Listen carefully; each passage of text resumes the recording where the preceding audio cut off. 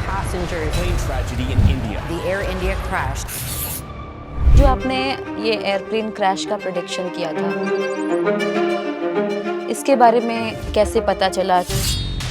क्या हम लोग वर्ल्ड वॉर 3 की तरफ जा रहे हैं? जी, हम वर्ल्ड वॉर 3 की तरफ जा रहे हैं, एकदम जा रहे हैं। इंडिया को भी क्या डरने की ज़रूरत है?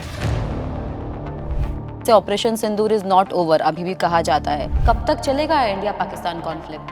चलेगा जब तक हमारे पास पीओके नहीं आ जाता है। आपकी प्रेडिक्शन के अकॉर्डिंग कब तक पीओके आएगा? इस साल हमारे पास पीओके का कुछ हिस्सा आ जाए एंड बाय द टाइम 2027 हमारे पास हमारे जो भूमिखंड है वो पूरा ही वापस हमारे पास आ जाए। यानी कि 2025 से 27 के बीच में इंडिया पाकिस्तान वॉर हो सकता है? हो सकता है, नहीं होने वाला है। मैंने दिसंबर में कहा ईरान की इकोनॉमी एकदम धूल में मिल जाएगी और 2027 तक ऐसा ही होगा और उनके ही अपने ग्रुप के लोग उनको धोखा देंगे। 21 जून की आधी रात को हमारे टाइम के इंडियन टाइम के मिडनाइट में क्या हुआ, पाकिस्तान के एयरवेज को उन्होंने यूज़ किया। सुपर पावर बन सकता है भारत? रियल फ्रेंड कौन है भारत का? भारत का रियल फ्रेंड एक ही देश है। अगर कोई मांगलिक नॉन मांगलिक से शादी कर सकता है? कुंडली जुड़ने के बाद भी अगर शादी सक्सेसफुल नहीं है, कुछ ना कुछ प्रॉब्लम्स आ रही हैं, इसका 2 रीज़न है। करंट गवर्नमेंट चल रही है एनडीए भारतीय जनता पार्टी की, इनकी कुंडली क्या कहती है? तो क्या 2029 के चुनाव में प्रधानमंत्री सेम रिपीट होंगे या इस बार बदलेंगे?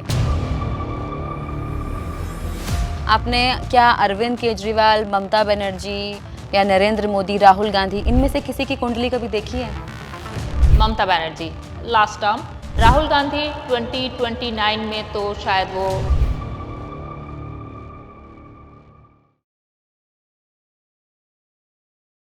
नमस्ते India, welcome to Know the Nation podcast Garima के साथ। हम अक्सर सोचते हैं कि मैं इतनी मेहनत करता हूं पर मुझे उसका रिजल्ट क्यों नहीं मिलता? वक्त खराब चल रहा है कि मैं? ये सब मेरे साथ ही क्यों होता है? आप भी सोचते हो ना? और आज हम इसी क्यों का जवाब जानेंगे, वो भी उनसे जिन्होंने पाकिस्तान के हालात, जियोपॉलिटिकल इश्यूज या एयरप्लेन क्रैश का प्रेडिक्शन पहले ही कर दिया था, जिन्होंने एरोनॉटिकल इंजीनियरिंग छोड़ी और सितारों की भाषा सीखी और पिछले 15 साल से वो एस्ट्रोलॉजी में एक जाना माना नाम है। हमारे साथ हैं एस्ट्रो शर्मिष्ठा।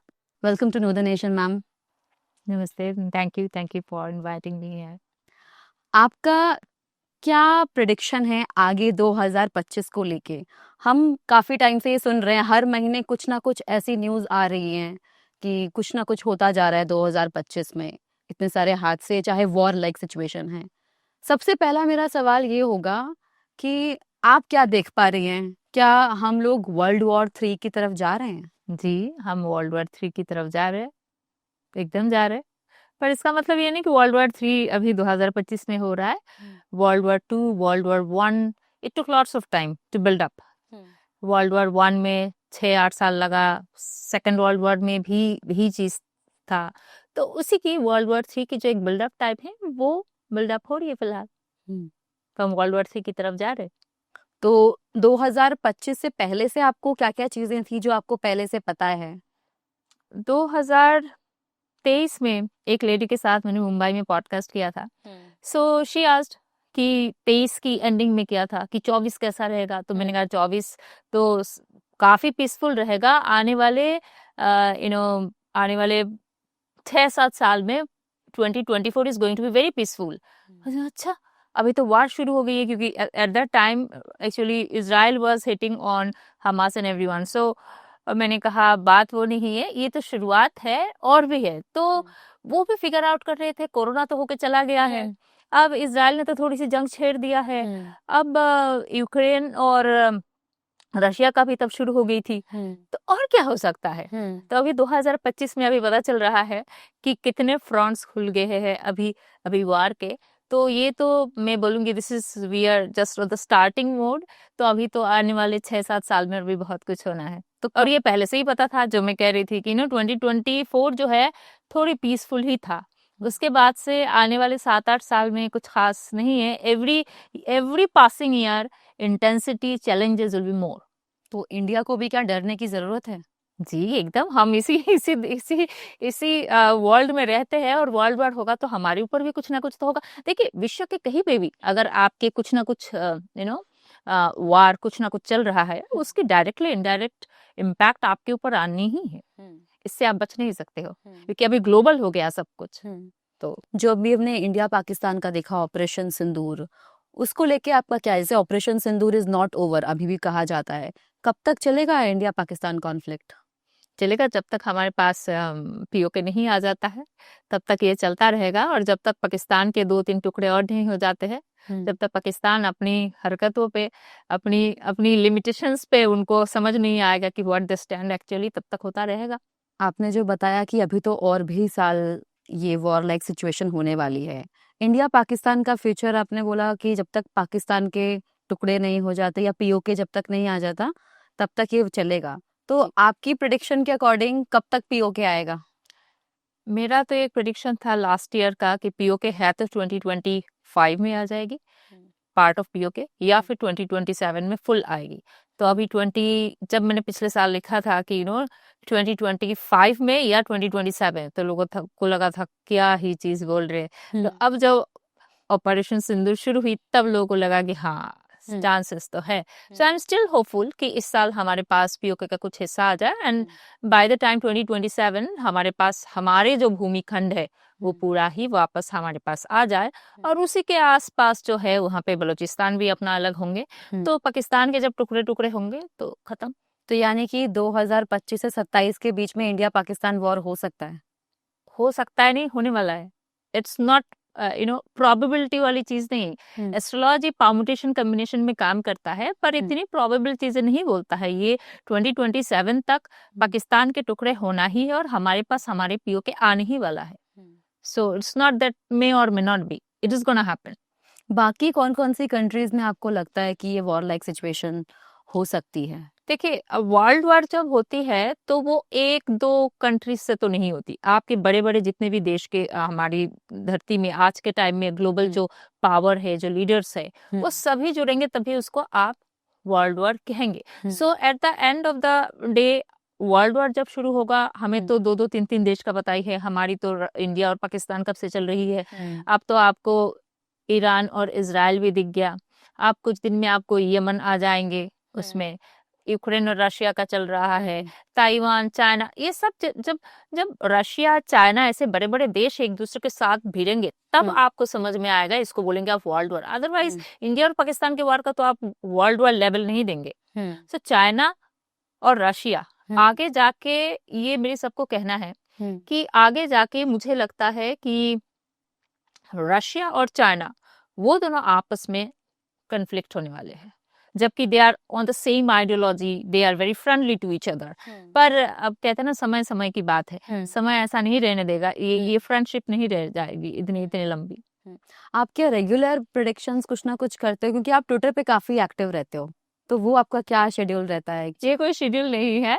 जैसे ये ईरान इजराइल की बात मैंने पिछले साल ही कर दिया था कि मेरा एक वीडियो है, आज तक में भी वो वीडियो पूरा चला है कि मैंने दिसंबर में कहा कि ईरान की इकोनॉमी एकदम एकदम धूल में मिल जाएगी और 2027 तक ऐसा ही होगा और उनके ही अपने ग्रुप के लोग उनको धोखा देंगे, तब जाके उनका ये हाल होगा। अदरवाइज ईरान को गिराना इतना आसान नहीं है। तो अभी आसिफ मुनीर जो है वो गए यूएसए। अब 21 जून की आधी रात को हमारे टाइम के, इंडियन टाइम के मिडनाइट में क्या हुआ कि उन्होंने अपना बॉम्बर से क्या किया, प्लस पाकिस्तान के एयरबेस को उन्होंने यूज किया। तो पाकिस्तान यहाँ पे Pakistan was cold towards Iran, तब जाके चीजें और बढ़ी है। तो मेरी यही प्रेडिक्शन थी कि ईरान के अपने लोग उनको धोखा देंगे। अब ईरान के अपने लोग और दो है, China and Russia. They are very strong supporter of Iran. पर आप देखिए ना क्या करते हैं वो लोग, कोई कुछ नहीं करेगा, कुछ नहीं कर पाएगा कोई। जनरली ये रशिया और चाइना का तो बातचीत चल रही थी कि शायद वो इंटरफेयर करे, लेकिन आपके अकॉर्डिंग नहीं कर पाए। मेरे अकॉर्डिंगली तो नहीं है। और इंडिया का फ्रेंड कौन है? क्योंकि इतनी सारी कंट्रीज हैं, डिप्लोमेसी तो सब जगह चलती है, बट रियल फ्रेंड कौन है भारत का? भारत का रियल फ्रेंड मुझे पूछे तो एक ही देश है, रशिया। Russia, yes. थोड़ा बहुत इसराइल है, बट इसराइल के ऊपर जो है अमेरिका की इतनी क्या है। देखिए इन सारी चीजों के ये सब अगर मैं एक्सप्लेनेशन दूंगी, so it sounds like I am an analyst. मैं एनालिस्ट नहीं हूँ, मैं एस्ट्रोलॉजर हूँ। तो रशिया अच्छी फ्रेंड है, और कोई तो मुझे खास नहीं लगता है। और जो छोटे मोटे फ्रेंड है उनको आप you will have to have the power जो आपको सपोर्ट कर पाए, आपके बैकबोन बन पाए। तो मेनली तो रशिया। अच्छा, अगर मैं जियोपॉलिटिक्स की बात करूं तो आपको क्या लग रहा है अभी यूएस का क्या फ्यूचर है? ट्रम्प का भी कुछ ना कुछ रोल है। इंडिया, यूएस, ईरान, खामेनी, वो भी पूरा ट्रेंड है। आपको क्या लग रहा है कि आगे कैसे परम्यूटेशन कॉम्बिनेशन से आप क्या सजेस्ट करोगे कि इंडिया के लिए क्या बेटर है? क्वेश्चन ये है कि क्या फ्यूचर है आगे इस चीज का, इंडिया के साथ कौन है कौन नहीं? मैंने आपको कहा इंडिया के साथ सिर्फ रशिया है, बाकी कोई नहीं। कोई नहीं है। सब अपने आप में देखिए, आप अपने सबके साथ नहीं हो, पर आपके पड़ोसी मिल जाते हो, उनको भी आप हाई हेलो करते हो, उनसे भी आप हैंडशेक करते हो। तो ट्रेड चलाने के लिए, धरती पर रहने के लिए सबके साथ ही मिले जुले रहना पड़ेगा। ऑफिस में सबके साथ तो आपकी दोस्ती नहीं होती है, पर बाकी सबके साथ ही आप उठते बैठते हो, किसी के साथ बैठ के चाय पी लिया, किसी के साथ कुछ। Similarly we will have to keep on balancing, and diplomacy इसी को तो कहते हैं। ओके। अच्छा, आपको भारत का फ्यूचर अगले 5-10 साल में क्या लग रहा है? सुपर पावर बन सकता है Bharat? Yes, Bharat super power बनेगा। बहुत ही खुशी की बात है। आई एम श्योर ये सारे जो ऑडियंस सुन के सोच रहे कि अच्छा सच्ची में हाँ बनेगा, बट टाइमिंग कब, ये बहुत बड़ी सवाल है। अभी 7-8 साल तक ऐसी कोई चीज नहीं है। अभी 7-8 साल तक बहुत ट्रांसफॉर्मेटिव टाइम आ गई है। मतलब ये है बिल्डअप टाइम। बिल्डअप टाइम ऐसा होता है जैसे कि शाहरुख खान, वो किंग खान बना है, पर उसका भी तो बिल्डअप टाइम था ना। वो कभी स्टेशन पे सोया, कभी कुछ हुआ, कभी कितना स्ट्रगलिंग था, तब जाके बोला। So this is the time where we need to do all this workout. अभी होमवर्क का टाइम है। और मंगल का महादशा हमारी इस साल की 2025 सितंबर से शुरू होने वाली है। मंगल थोड़ी डिस्ट्रैक्टिव है। मंगल बहुत ज्यादा इकोनॉमी नहीं समझता है, कुछ बिल्डअप इकोनॉमी करना वो सब नहीं समझेगा। हम अभी लगभग चौथी इकोनॉमी बनने जा रहे हैं। उसका बहुत जल्दी आई एम श्योर उसका ऑफिशियल भी कुछ अनाउंसमेंट होगा जी। तो मंगल के महादशा में ये जो हमारी स्पीड थी इकोनॉमी का, इंफ्रास्ट्रक्चर का, हमारी हर चीज की हमारी जो प्रोग्रेस थी, वो सारी चीजें जो है थोड़ी स्लो होने वाली है। मंगल वार में अच्छा है, दुश्मनों को मारने में अच्छा है, करारा जवाब देने में अच्छा है। तो इसमें जब आप लग जाएंगे तो आपकी प्रोग्रेस कहाँ है अभी, है ना। Warmongering countries can not be can not have the progress. Development नहीं आ सकती। हमारी डेवलपमेंट में थोड़ी सी आप क्या देखेंगे, स्लो डाउन देखेंगे अभी आने वाले कुछ साल तक। जब उसके बाद राहु का महादशा शुरू होगा 6-7 साल बाद, तब आपको दिखेगा कि यस धीरे धीरे धीरे धीरे इंडिया की प्रोग्रेस, इंडिया चाइना को रिप्लेस करेगा in terms of manufacturing, in terms of infrastructure. उस हिसाब से manufacturing I will say mostly अभी जो भी कुछ देखते हैं, हम देखते हैं कि एक सेफ्टी पिन तक भी देखते हैं तो that is made in China. ये चीज अब होने वाला है मेड इन इंडिया। तो राहु की महादशा कब शुरू होगी? यहाँ से अब 6-7 साल बाद, अभी तो नहीं। 6-7 साल बाद हम मतलब जो 2047। अब बात यह है कि राहु की महादशा शुरू होते ही तो कोई मतलब अलादीन की चिराग नहीं जाने वाला, धीरे धीरे उसमें भी 1-1.5 साल जाएगा। So we are gonna definitely do really really well. जो मैन्युफैक्चरिंग हब बनने वाला है इंडिया, तो 2047 जो विकसित भारत मिशन है, तब तक विकसित भारत हो जाएगा। Yes kind of. हम जिस जगह पे है वहां से तो बहुत आगे उतरेंगे। मतलब we will have some position in world. तो जो आपने ये एयरप्लेन क्रैश का प्रेडिक्शन किया था, इसके बारे में कैसे पता चला? मतलब उसके बारे में थोड़ा बताइए हमको डिटेल में। और जो भी कुछ मुझे बहुत सारे लोग पूछते हैं आपने कैसे देखा? अरे मैंने प्लेनेटरी पोजीशन से ही देखा। मैं कोई बाबा नहीं हूँ कि मैं आंख बंद कर दिया कि मुझे कुछ इंट्यूशन आ गया। No no no, I am 100% Vedic astrologer. मुझे कोई इंट्यूशन नहीं आता है, कुछ भी नहीं है। अगर कोई इंट्यूशन आ भी जाता है, आई डोंट कंसिडर दैट, क्योंकि मैं अपने कैलकुलेटिव वे में एस्ट्रोलॉजी की जो भी निष्कर्ष, जो भी प्रेडिक्शन निकालती हूँ, दैट्स व्हाट आई एम। सो देखिए, पिछले साल जब ऐसे मैंने बोला था, दैट वाज बिकॉज मार्स जो है वो जेमिनी और कैंसर में ओवरस्टे किया है पिछले साल से ही। 24-25 ये दोनों साल मिला के मंगल जो एक प्लैनेट है जो एक्सीडेंट करवाता है, ब्लड शेड करवाता है, वार करवाता है, वो जेमिनी और कैंसर, अपनी नीच का राशि भी है कैंसर, उसमें ओवरस्टे किया है। बहुत सारा लंबा टाइम रहा है और वायु राशि में रहा है। इधर राहु की नक्षत्र जो बहुत केओटिक है एक्चुअली देखा जाए, आर्द्रा टेक्नोलॉजिकली बहुत अच्छा बूम देता है पर एक्चुअली केओटिक है धरती के लिए, उसमें जुपिटर आया है 12 साल बाद। एंड देन जुपिटर का उसी राशि में अतिचारी हो जाना। जुपिटर का अतिचारी is a very bad thing, मतलब आपके सबसे अच्छा एक टीचर है वही जल्दी जल्दी क्लास में आके चली गई और बाकी जो बेकार टीचर है वो आके बैठे ही है आपके सामने। Sir Jupiter is the best planet. जब वो अत्याचारी होता है ना, धरती के लिए अच्छा नहीं होता है, जनता के लिए अच्छा नहीं है, मानव प्रजाति के लिए अच्छा नहीं है, हमारी मानवता के लिए अच्छा नहीं है। सो सारे मिला जुला के ये चीज पता था कि मंगल का ओवरस्टे करना जेमिनी और कैंसर में और जुपिटर का आर्द्रा में आना, वहां पे अत्याचारी होना, स्पेशली ये दोनों तीनों चीजें, और प्लस मंगल और केतु का जो कंजंक्शन होना है, ये चारों चीजें देख के ही बोला है कि ठीक है यहाँ तो ये कैसे कि मतलब एयरप्लेन ही क्रैश होगा, ये क्योंकि एग्जैक्टली वो वायु तत्व वाला राशि है। वायु तत्व। हाँ, वायु तत्व वाला राशि में इतना बैठना, और जेमिनी में, और जब जुपिटर जो आर्द्रा नक्षत्र जो है वो जेमिनी में है, वायु तत्व वाला राशि में ही है, ओके। तो एयर मिस हैपनिंग होना। तो जैसे जब महाभारत हुआ था उस टाइम की जो प्लानिटरी जो भी पोजीशंस थी, क्या अभी नियर फ्यूचर वैसा कुछ दिख रहा है? यस, एस्ट्रोलॉजर्स, बहुत सारे एस्ट्रोलॉजर्स ये कह रहे हैं। जब मैंने लिखा है कि जुपिटर का अतिचारी होना अच्छा नहीं है, महाभारत के टाइम में भी जुपिटर अतिचारी था, और उस टाइम में शनि जो है वो शनि कृतिका में पहुंचेगा, रोहिणी में पहुंचेगा, दैट इज नॉट गुड। उस टाइम में भी शनि रोहिणी में था, सो रोहिणी और कृतिका में होना शनि का, और जुपिटर एक तरफ अतिचारी होना, ये दो पार्ट छोटे छोटे प्लैनेट तो नहीं मिल रहा है महाभारत के जो टाइम में जो प्लानिटरी पोजीशन था उसके साथ, and which is not good. क्योंकि महाभारत में जो है पूरा धरती हिल गया था, मतलब पूरा entire world was divided in 2 parts, आधा कौरवों की तरफ से तो आधा पांडवों की तरफ से। तो यहाँ पे भी ऐसे ही पोलराइजेशन का टाइम आ रहा है। आप पूरा धरती दो हिस्से में बांटने वाले हैं आइडियोलॉजी के हिसाब से। तो तब लोगों ने बोला, और तब मैंने यही बोला कि बहुत मुश्किल आ रहा है, ये है वो है। एस्ट्रोलॉजर खाली डराते हैं, एस्ट्रोलॉजर खाली डरने वाली बात बोलते हैं, कुछ अच्छा नहीं बोलते हैं। 2025 के जो आखिरी अभी 6 महीने बचे हैं, इसमें आपको कुछ लग रहा है कि कुछ ऐसी पॉसिबिलिटी जिसके लिए सबको सतर्क रहना चाहिए?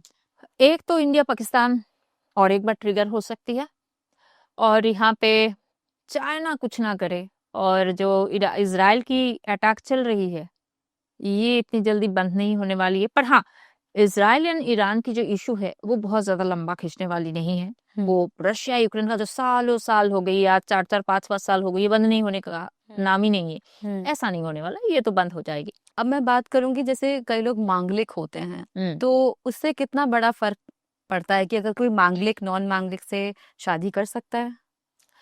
मांगलिक होना जो है ना, ये कोई आजूबा चीज नहीं है। दुनिया की 65-70% लोग मांगलिक हैं। क्योंकि हॉरोस्कोप में अगर मंगल आपकी 1st हाउस में, 2nd हाउस में, 4th हाउस में, 7th हाउस में, उसमें 12th हाउस में बैठ गया तो आप मांगलिक बन जाते हो।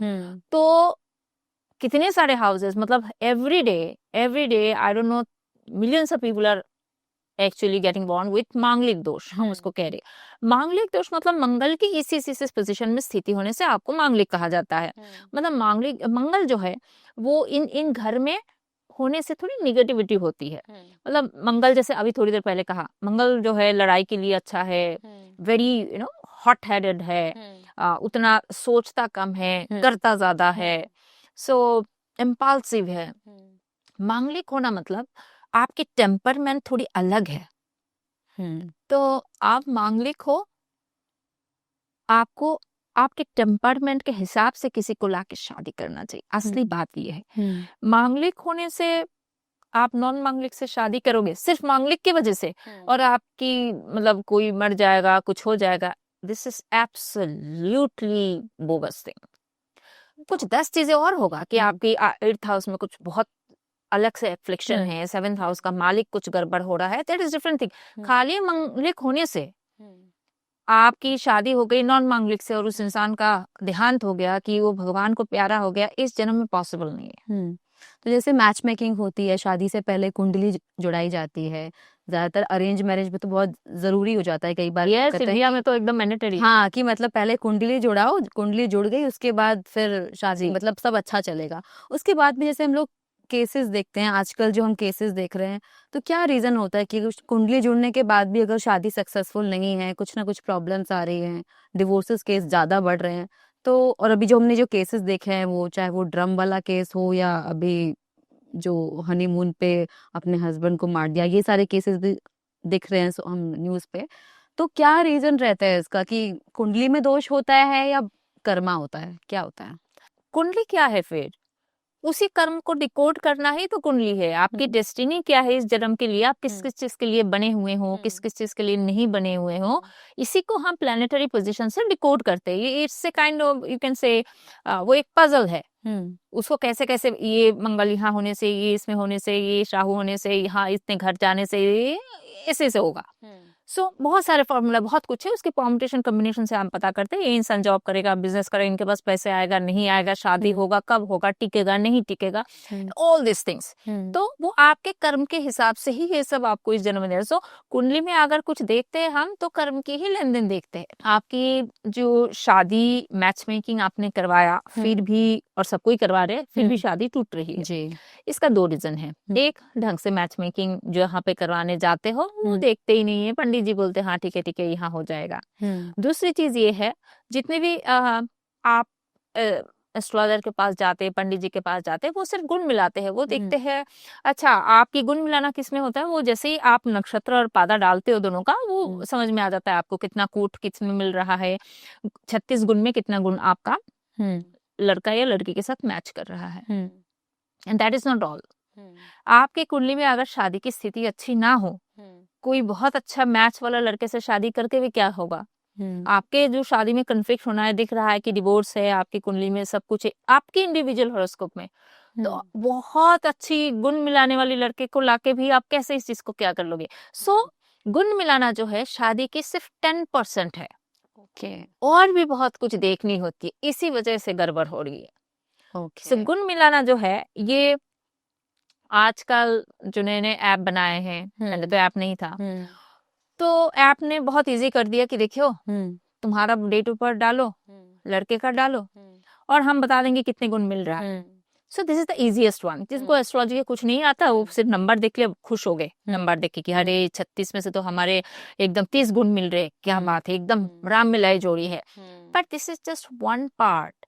मतलब आपको अगर खाना बनाना है, तो जैसे तड़का देना एक पार्ट है, इससे पहले बहुत कुछ करके फिर तड़का लगाना पड़ता है। वो जो कुंडली मिलन है, दैट इज जस्ट तड़का लगाना 10%, पर इससे पहले दाल बननी पड़ेगी ना, तब ना तड़का लगाओगे। So you need to first find out आपकी कुंडली में, जो लड़के की कुंडली लाए, वो लड़के की कुंडली में कैसा है उसकी शादी का भाव, क्या उसके नसीब में शादी की सुख है, उनके शादी की भाग्य कैसा है, शादी टिकेगी नहीं टिकेगी, शादी बीबी के साथ रहेंगे कि काम की वजह से दूर रहेंगे, ये सब चीज पहले देख लेनी होती है, तब जाके। क्योंकि गुण मिलाने वाली जो चीज है ना, उसमें बताता है कि इन दोनों में इमोशनली कैसा रहेगा, इन दोनों की सेक्सुअल इंटरेक्शन कैसा रहेगा, पर ये दोनों मिलके समाज के साथ कैसे बिहेव करेंगे ये नहीं बताता है। फिर सास ससुर के साथ कैसे इसको डील करेंगे नहीं बताता है, पर वो कुंडली बताता है, वो नंबर नहीं बताता है।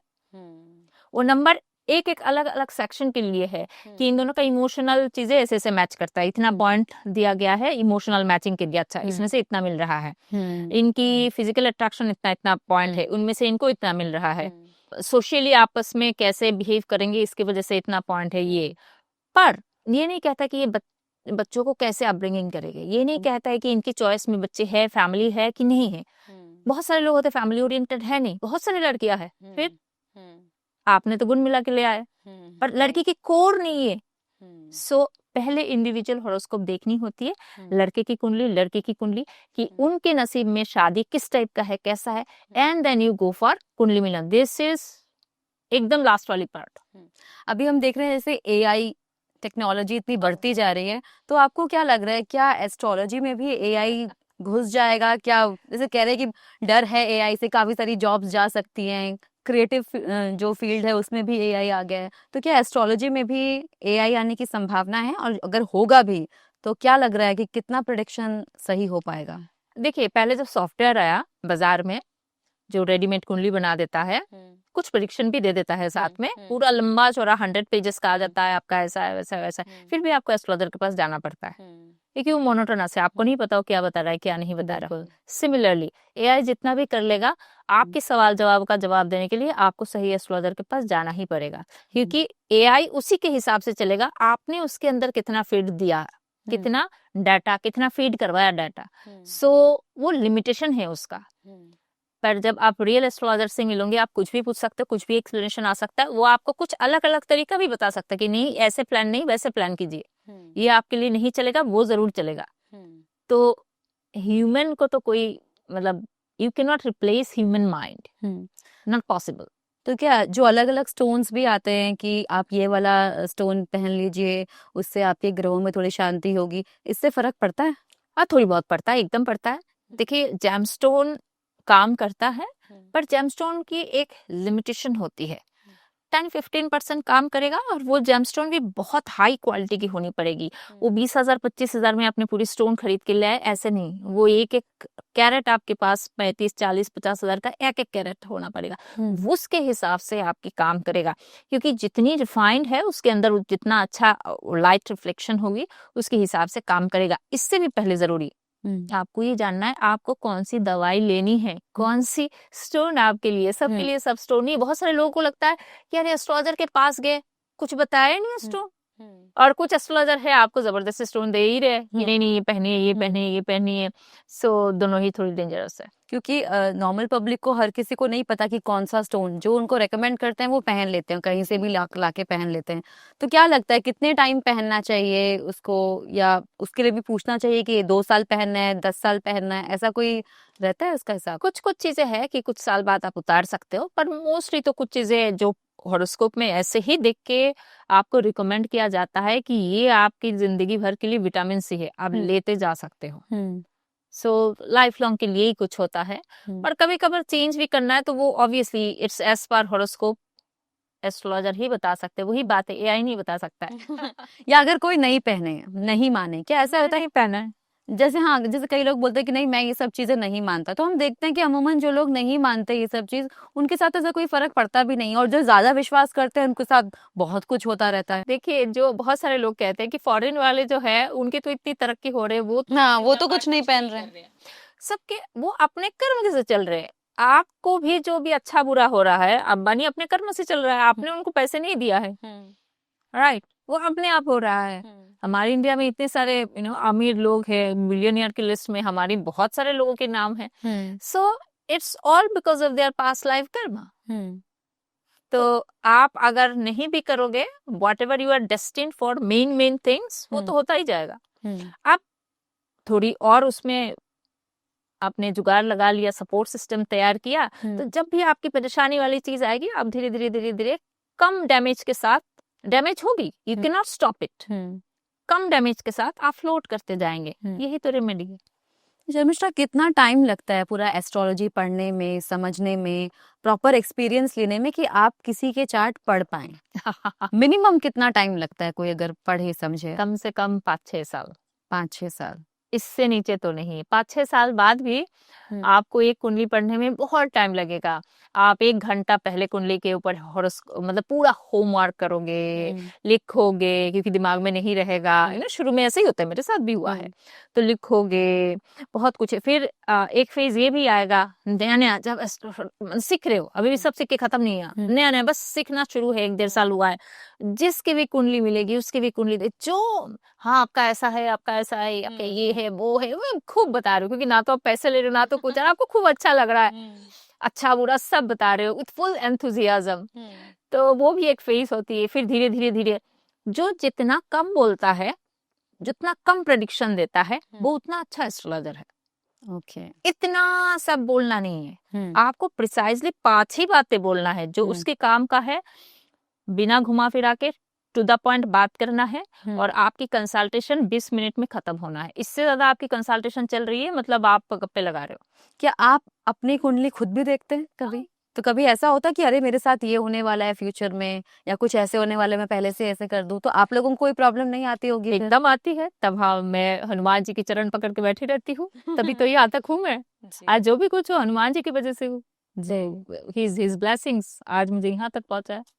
अच्छा, आपके करियर की मैं बात करूं तो एरोनॉटिकल इंजीनियर से आप एस्ट्रोलॉजी में कैसे आई, वो कैसा शिफ्ट था? हॉबी, जैसे लोगों को लगता है कि नहीं कुछ मुझे भी जानना है, मुझे भी सीखना है, तो हम्म। शुरू से ही था थोड़ा सीखना है।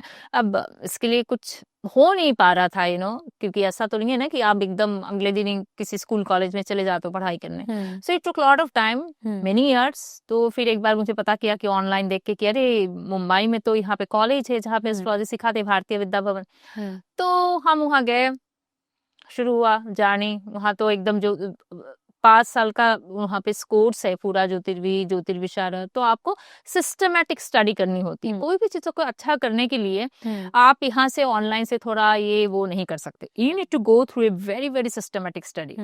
और अपना इंजीनियरिंग करियर के बारे में बताइए, वो कैसे आपको लगा कि आगे उसमें मुझे प्रोसीड नहीं करना? नहीं, ये तो टाइम है, ये टाइम आपको बताता है, क्योंकि मेरे फादर ने कभी मुझे इसलिए पढ़ाया लिखाया नहीं कि आपको जाके जॉब भी करना पड़ेगा। एकदम नहीं। कि मेरे फादर की मैं कभी कभी कहती हूँ कि it's not a good thing actually. आपके बच्चों को इसमें देना चाहिए कि नहीं, you need to, when you learn something, आपको उसका मूल्यांकन भी करना चाहिए। और उसका मूल्यांकन इसी से होगा कि आप उस स्किल से कितना कमा पा रहे हो। वही तो बात है ना, it's not just about money. बिल्कुल। अगर मैं एस्ट्रोलॉजी बहुत सीख लिया और उस एस्ट्रोलॉजी से लोग मुझे पैसे नहीं दे रहे, मतलब मेरी प्रेडिक्शन का कोई वैल्यू नहीं है।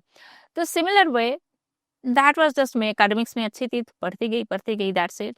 सो अपनी पर्सनल लाइफ में भी चेंजेस है, बहुत कुछ है अब, लाइक सो मेनी इयर्स। क्योंकि मेरी कॉलेज के टाइम कि तुरंत ही मैंने एस्ट्रोलॉजी नहीं सीखा। उसके बाद तो बहुत गैप आया बाद में, क्योंकि एस्ट्रोलॉजी एक हॉबी था। पर जैसे जैसे मैं सीखती गई, देन आई रियलाइज कि नहीं, astrology is something I can do 24/7। क्योंकि उसकी समझ, उसकी पकड़, और वो मैं 24 घंटा पढ़ सकती हूँ बिना बोर हुए, है ना। बाकी टेक्स्ट बुक अगर कोई बोले सिलेबस की चीजें पढ़े तो लगता है 2 मिनट पढ़ के अरे बहुत हो गया, कितना पढ़ाई कर रहा हो, है ना।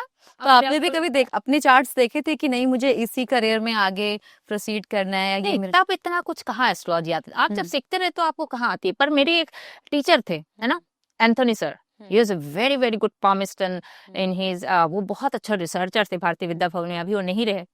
एंथनी सर ना, मुझे पामिस्ट्री वगैरह, पामिस्ट्री, न्यूमरोलॉजी, इन सारे सब्जेक्ट में मुझे 0% इंटरेस्ट हुआ करता था।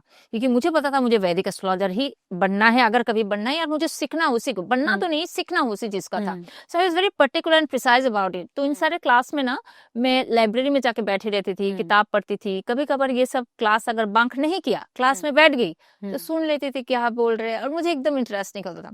तो एक बार वही एंथनी सर ने मेरे हाथ देख के बोला था, you have ring of Solomon, you will be a very great astrologer।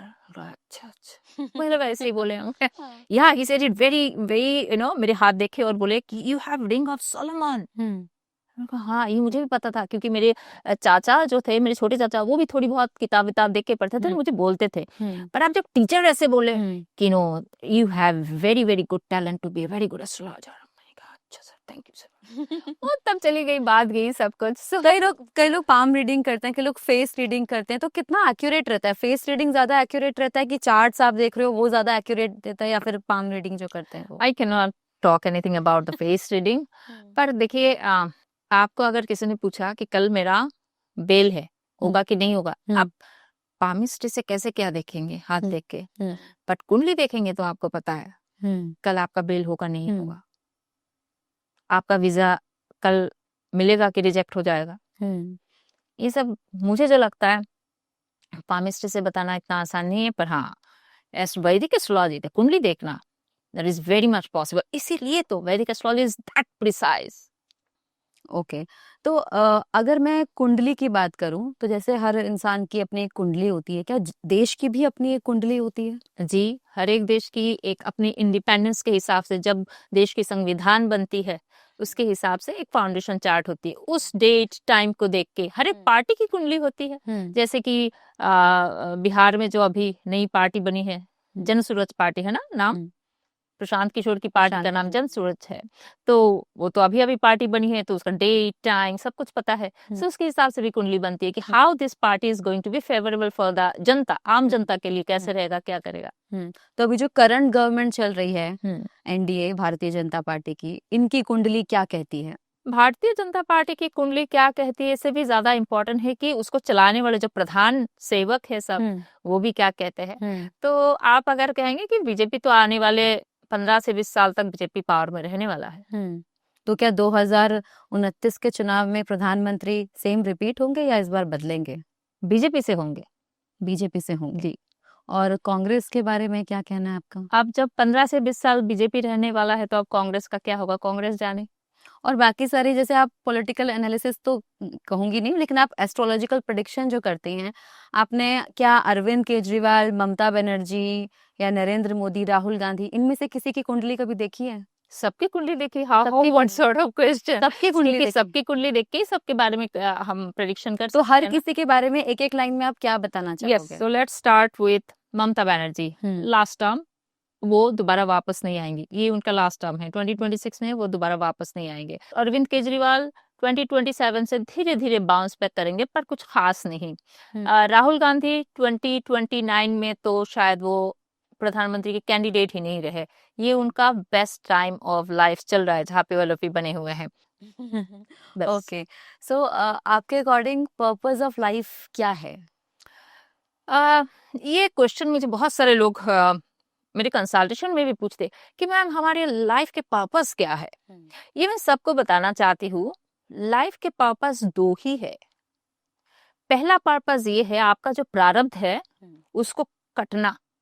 आप किसी की बेटी, किसी की बेटा, किसी की पति, किसी की बहन, किसी की भाई, जो भी बन के आप पैदा हुए हो, जो भी आपकी ड्यूटीज है, जो भी आपको जिस तरीके से बनाया गया है, जिस इस रोल में आपको इस धरती पर लाया गया है, उसके हिसाब से चलते जाना। और आपकी लाइफ में कभी हेल्थ की इशू, कभी पैसे की इशू, कभी पैसे की अच्छाई, सब कुछ हर एक अच्छाई बुराई से गुजरते हुए जाना, प्रारब्ध को काटना, ये पहला आपका पर्पस है।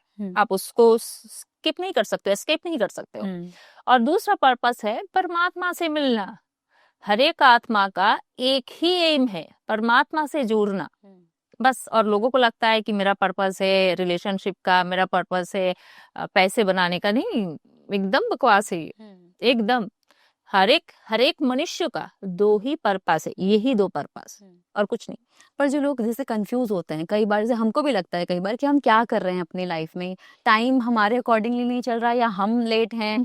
ये क्वेश्चन हर किसी की लाइफ में आता है। या कभी कभी ऐसा लगता है कि मेरे साथ ही क्यों हो रहा है, मैं तो अपनी लाइफ में सब कुछ अच्छा कर रही हूँ, फिर मेरे साथ ऐसा क्यों हो रहा है। तो आपने कभी सोचा कि आप क्यों अंबानी के घर में पैदा नहीं हुआ, आपके साथ इतनी जागती क्यों हुआ?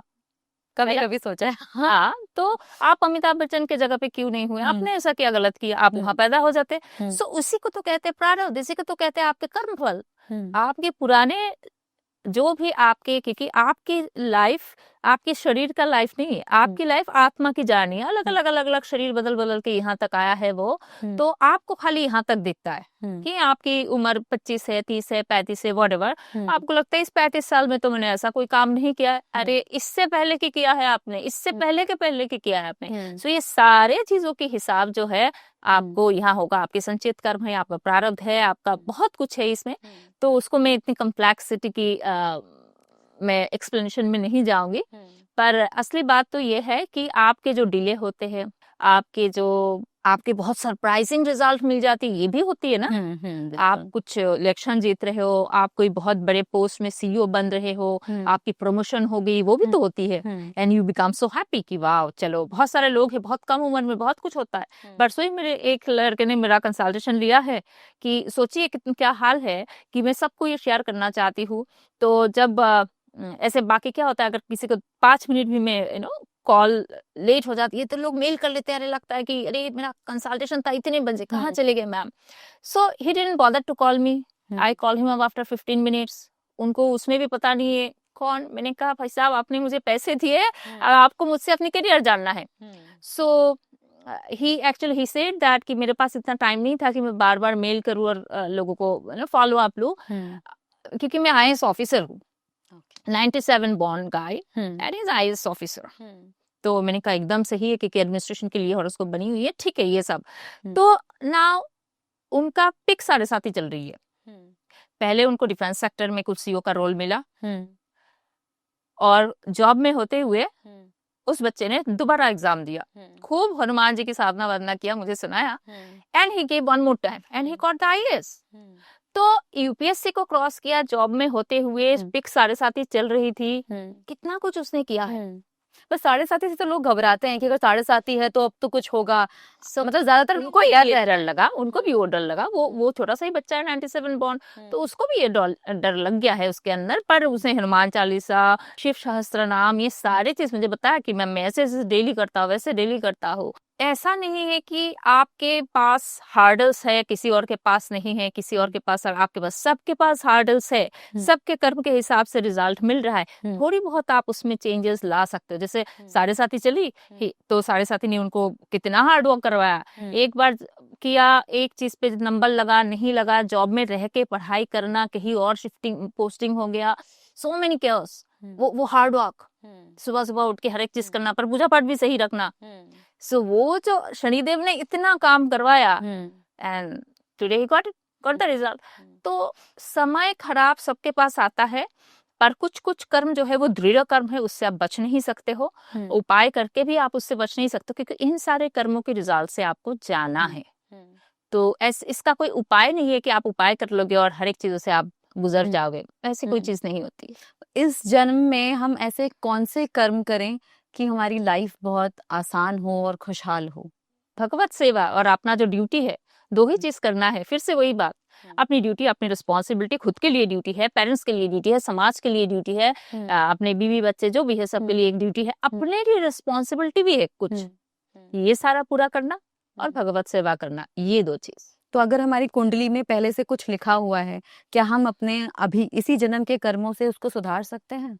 इसी जन्म के कर्म से आप थोड़ी बहुत आगे की, जो आगे भी तो होनी है, आगे भी तो आनी है, आगे भी तो किसी ना किसी माँ बाप भाई बहन बनना है, वहां ऐसे धक्के खाने ना पड़े, वहां डिले हो जाए, आपको डिप्रेशन में ना जाना पड़े, इसके लिए आप जरूर यहाँ से नई चीजें करके जा सकते हैं। मतलब आप नए नए एफडी कर रहे हो जो 10 साल बाद मैच्योर हो जाएगी, तो आपके पास आना ही आना है, दैट वे। ये सन साइन और मून साइन में क्या फर्क है? कौन सा ज्यादा एक्यूरेट होता है? ऐसे अगर मैं आम भाषा में समझाऊं, सन साइन मतलब सूर्य की राशि, मून साइन मतलब चंद्रमा की राशि। पर वैदिक एस्ट्रोलॉजी में क्या है, जब हम किसी को बोलते हैं तुम्हारी राशि क्या है, इसका मतलब ये है आपकी चंद्रमा कहाँ है। कुंडली में जहां कहीं पे भी चंद्रमा है वही आपकी राशि है। पर ऐसे जो ज़ोडिएक क्या है, सनसाइन क्या है, ये जो टर्म आ गई है वो वेस्टर्न एस्ट्रोलॉजी से आई है। वेस्टर्न एस्ट्रोलॉजी में सूर्य जहां कहीं पे भी बैठा होता है कुंडली में, कैंसर में, लिब्रा में, जहां कहीं पे भी, उसको वो ज़ोडिएक साइन बोलते हैं। पर हमारी राशि मतलब ये नहीं होता है, हमारी राशि मतलब होता है जहां कहीं पे भी चंद्रमा जिस राशि में बैठा हुआ है उसको हम हमारी राशि बोलते हैं। ऐसे तो सारी राशि, 12 राशि सारे सबके हॉरोस्कोप में है, सबके कुंडली में है, पर चंद्रमा जिस राशि में बैठा हुआ है वही है आपकी राशि। पर इसमें भी थोड़ी और एक डिफरेंस ये है कि हमारी अयनांशा होती है और उनके पास अयनांशा कार्ड, क्योंकि वो हम जो है वो हम फिक्स्ड कैलकुलेशन में चलते हैं कि हमारी राशि की, हमारी जहां से स्टार्टिंग हुई थी, कैसे समझाओ, आपकी जहाँ पे हमारी इक्विनॉक्स होती है वहां से वो लोग कहते हैं कि उनकी ज़ोडिएक की स्टार्टिंग है, हम कहते हैं हमारी इक्विनॉक्स से नहीं है। सो हमारी फिक्स सिस्टम है, उनका फिक्स सिस्टम नहीं है। उनका कहना है कि हर साल पूरा ज़ोडिएक बेल्ट जो है 52 मिनट, नॉट इवन 1 डिग्री आगे आगे बढ़ रहा है। सो उनकी ज़ोडिएक हमसे आगे है। कहने का मतलब, जैसे अभी सबको पता है कि शनि मीन राशि में है, उनका कहना है शनि अभी एरीज में, मतलब हिंदी में मेष राशि में है, तो वो थोड़ा आगे बात कर रहे हैं और हम अयनांशा डिडक्ट करते हैं, हमारी पीछे है, तो हम 24 डिग्री समथिंग हम पीछे है। सो ये भी एक डिफरेंस है और राशि का तो डिफरेंस है। तो इससे कोई एक्यूरेसी में भी फर्क आता है? एक्यूरेसी में खाली सूर्य, देखिए क्या होता है, सूर्य स्लो मूविंग है पर इतनी भी नहीं है। Sun moves every day 1 degree, तो सूर्य को एक राशि क्रॉस करने में 30 दिन लगती है। जून में जितने भी लोग पैदा हुए सबके सब एक ही राशि में होंगे। 15 जून से लेके 15 जुलाई तक जितने भी लोग पैदा हुए सेम राशि में होंगे। जेमिनी हो, कैंसर हो, कैसे भी हो, तो सबकी जिंदगी कैसे एक जैसा हो सकता है? पर चंद्रमा थोड़ी फास्ट मूविंग है। Every 2.5 days it reaches new sign. तो क्या हो रहा है, हर 2.5 दिन में जितने भी बच्चे हैं एक ही राशि के हो सकते हैं। उसमें भी हम नक्षत्र देखते हैं, हर 13 डिग्री 20 मिनट में एक नक्षत्र चेंज होती है। तो हम कह रहे हैं आपकी तो मेष राशि है, पर आप मेष राशि जो है, आप मेष राशि अश्विनी नक्षत्र हो, पर मैं कह रही हूँ मैं मेष राशि हूँ पर मैं भरणी नक्षत्र हूँ। कोई और कह रहा है मैं कृतिका हूँ, तो तीनों में फर्क आ रही है। So that's why this is more microscopic Indian astrology, that's it. तो जैसे कि ये ट्विंस होते हैं किसी के, तो उनकी भी राशि अलग अलग होती है। राशि अलग अलग होने के लिए आपको कम से कम 2-2.5 दिन की फर्क होनी पड़ेगी। नक्षत्र अलग अलग होने के लिए भी काफी लगभग 1 दिन की फर्क होनी पड़ेगी, 24 घंटे की लगभग अनुमान। पर दोनों की इसलिए अलग होती है कुंडली बहुत बार, क्योंकि आपकी डिविजनल चार्ट्स, आपके हायर डिविजनल चार्ट्स जो है, नवांशा, दशांशा, सप्तांशा, द्वादशांशा, वो सब डिफरेंट होने लगती है। ऐसे तो कुंडली, लग्न कुंडली ट्विंस की जो 1-2 मिनट आगे पीछे है सेम ही होती है, 5 मिनट आगे पीछे भी सेम ही होती है। ओके, तो अगर करियर में किसी को बहुत सक्सेसफुल होना है, आपको क्या लगता है कौन सा ऐसा प्लैनेट है जिसको आप खुश करो तो आप आगे करियर में आगे बढ़ सकते हो? कोई नुस्खा नहीं है, कोई भी प्लैनेट को आप ऐसे खुश करके नहीं कर सकते हो। आप प्लैनेट्स को ब्राइब नहीं कर सकते हो। पर हाँ, आप मैं समझती हूँ अगर आपको पैसे की चीजें, सक्सेस की आजकल परिभाषा ये हो गई है, मतलब पैसे की समझदारी जो अगर किसी के पास है, वो है Budh, Mercury, the planet of transaction, planet of economy, finance, सब कुछ। हाँ, लग्जरी वगैरह जबकि विनस के पास है, सेविंग पैसे, पर पैसे का जो सर्कुलेशन, पैसे कहाँ से आना है, व्यापार कैसे करना है, कहाँ किसको कैसे देके क्या करना है, कहाँ इन्वेस्टमेंट, ये सब मर्क्यूरी के पास है। तो आपको बुध को सही करना है तो विष्णु जी की थोड़ी पूजा पाठ कीजिए। विष्णु जी जो है वो इस धरती का पालन करता है, आपकी रोजी रोटी चला के रखेंगे, बस विष्णु जी और बुध। और जो राहु केतु के ऊपर भी लोगों को कंफ्यूजन रहता है कि किसी का केतु भारी है, किसी का राहु भारी है, इसमें क्या डिफरेंस होता है? हाँ, क्या मतलब किसी आप एक सवाल बहुत पूछ रहे हैं कि लोग कंफ्यूज, अरे जब ज्ञान कम होगा तो कंफ्यूजन होना ही है। वो एस्ट्रोलॉजी नहीं, किसी भी चीजों के ऊपर, ये जैसे यहाँ पे इतने सेटअप किया गया है, माइक की, साउंड की, लाइट की, कैमरा की, मेरी उसमें कुछ समझदारी नहीं है तो मैं बड़ा कंफ्यूज हो जाऊंगी, इतना कुछ क्यों लगाया, कैसे लगा, इतना पास क्यों है। So whenever you don't have any knowledge you will always feel lost, feel confused. तो सब जगह पे होना ही है।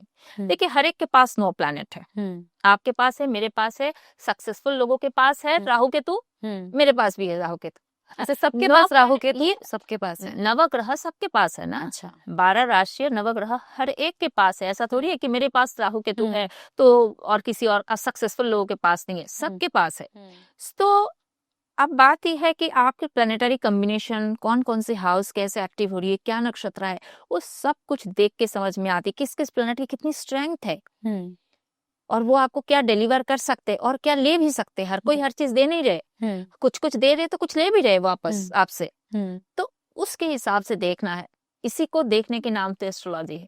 जैसे बोला जाता है कि किसी की केतु की दशा चल रही है तो फिर वो दिमाग चलाना बंद हो जाता है, डिसीजन मेकिंग में प्रॉब्लम होती है, ऐसा होता है क्या? केतु की महादशा ही मैं एक समझती हूँ सबसे हार्डेस्ट है अकॉर्डिंग टू मी। इतने आज 15 साल हो गई एस्ट्रोलॉजी में, मैं बोलूंगी कि केतु का ही एक महादशा जिसको उभरना आसान नहीं है। बाकी तो शनि का महादशा है, मेहनत करो, रिस्पॉन्सिबिलिटी दिखाओ, डिसिप्लिन हो जाओ, ये सब चीजें थोड़ी बहुत काम आएगी। केतु की महादशा में सब कुछ काम नहीं आएगा।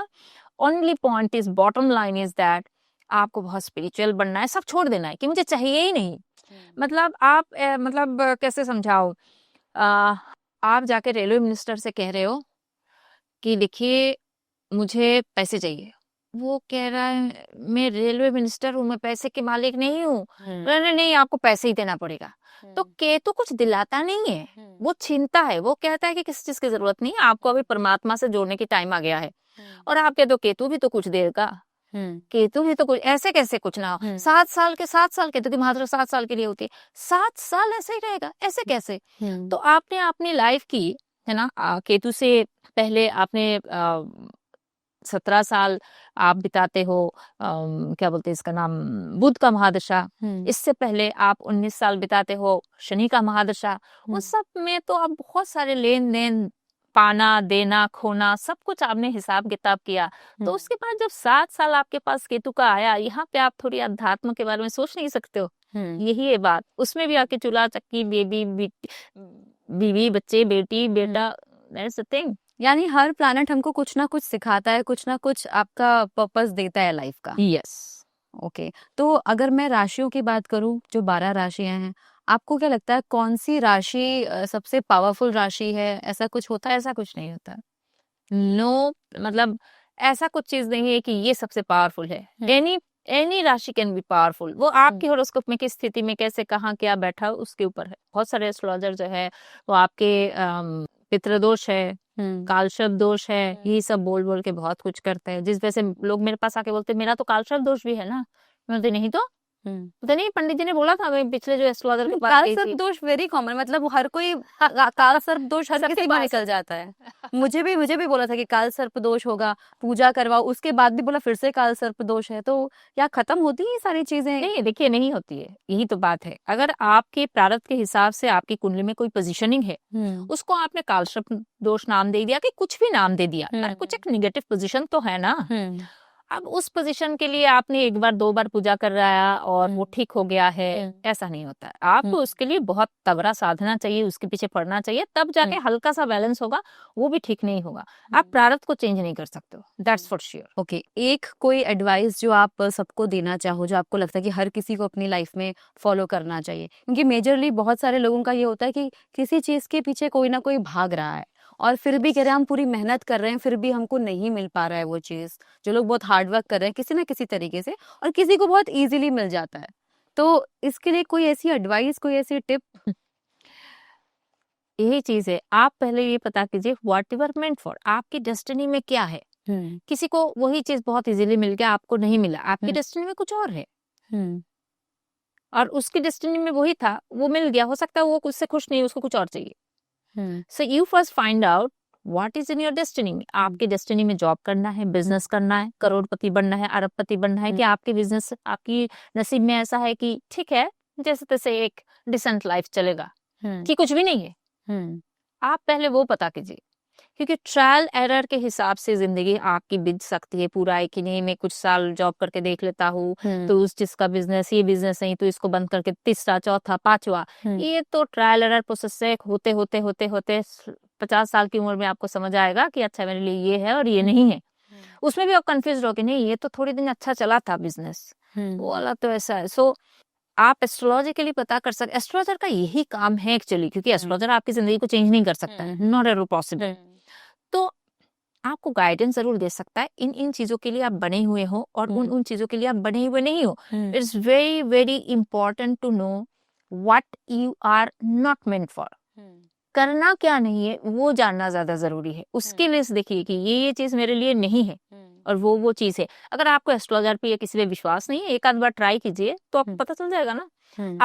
आप कई सालों से गवर्नमेंट जॉब के लिए लगे हुए हैं, तो अगर आपको पहले से ही बता दे कोई कि नहीं गवर्नमेंट जॉब आपके लिए नहीं है, आपके लिए कुछ और है, आपके लिए बैंकिंग सेक्टर बैठा हुआ है, कुछ अलग टाइप के है, कुछ एनीथिंग, या फिर घर का बिजनेस आपको सब ज्यादा सूट कर रहा है, तो फिर ठीक है। पर हाँ, इसके लिए आपको सही एस्ट्रोलॉजर की जरूरत है।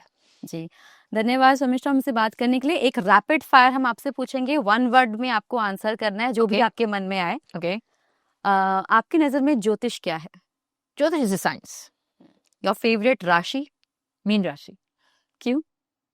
दे very very charitable, they understand people. वो दूसरों की प्रॉब्लम इतने आसानी से समझते हैं ना, उनको बताना नहीं पड़ता है। सामने वाला रोता है तो अपना कंधा देंगे रोने के लिए। They very simple and very freedom loving.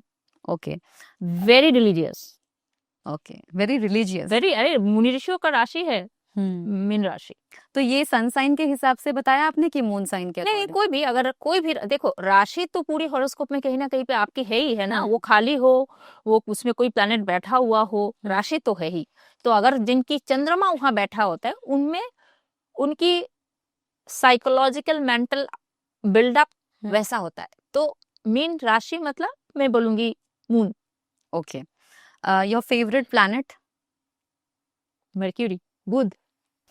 कोई ऐसा वियर्ड क्वेश्चन जो आपको किसी ने कभी पूछा हो? एग्जैक्टली इंस्टेंटली याद नहीं आ रहा है, पर बहुत कुछ पूछते हैं। वियर्ड क्वेश्चन सबसे ज्यादा तो पूछते हैं कि मैम आपको क्या दिखता है। This is the weirdest question, ma'am आपको क्या दिखता है, आपको क्या दिख रहा है कि रशिया ऐसा करेगा। नहीं, मुझे कुछ नहीं दिखता है।